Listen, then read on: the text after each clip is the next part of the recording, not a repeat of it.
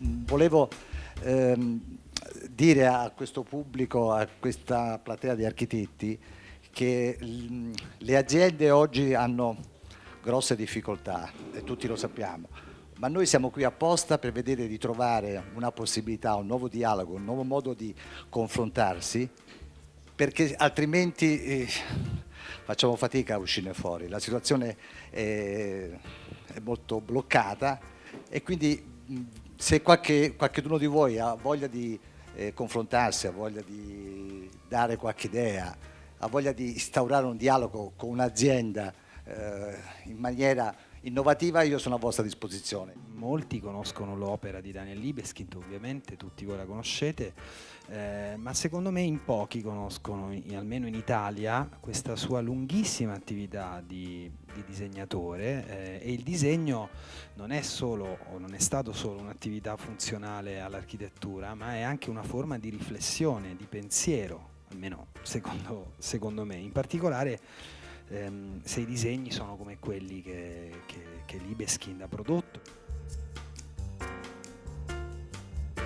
Really, it's a privilege to be part of what you're doing, and especially here in the Fondazione Targetti, such a beautiful, amazing place in Florence. So thank you so much.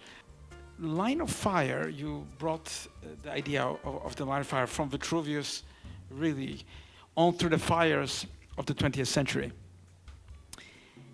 I asked my friend Jacques Derrida, and I asked many other famous people when I was doing a project in Berlin for the Potsdamer Platz. I asked them a question, and I got responses from everybody, including the Dalai Lama. What do they think? What do you think is the most important date in the 20th century? Now, this was still in the 20th century. It was in the 90s. And I asked, and the answer I got from Derrida was very interesting.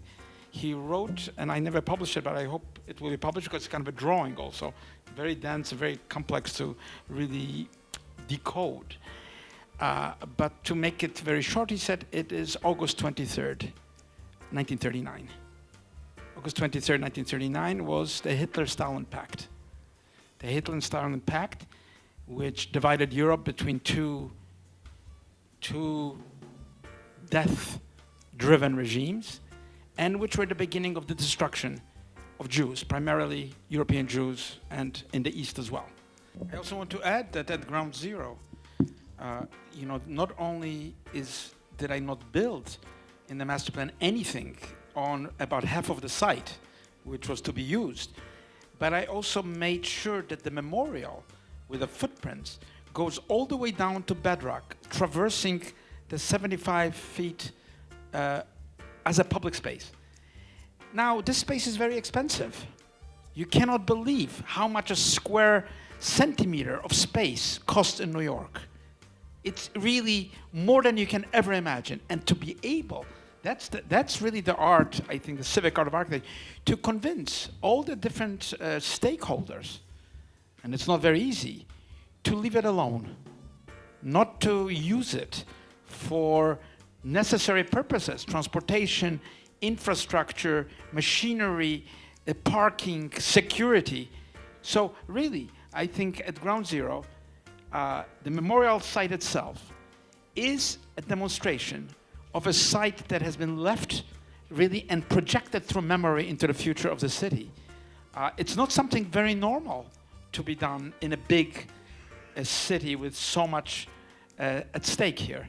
But I think people appreciate that they can have a continuous journey from the street of New York all the way down where people were murdered, and to be able to experience the re-emergence from the darkness, which is the Museum of September 11th, back onto the streets of a great city. I think that's really part of this idea of the void. So as we were walking down the street after seeing the 200 projects or so, I saw the road diverging into two different directions. The direction towards which we were going and a completely different direction. And I stopped, and it was the eyes of my wife and partner Nina who looked at me, And I said to her, well, let's stay in Berlin, but under only one condition. That you join me to try to do this project. And she said, very faithful words, she said, I've never been in an architect's office in my life. And I said, the same thing applies to me. I've never been to an architect's office in my life.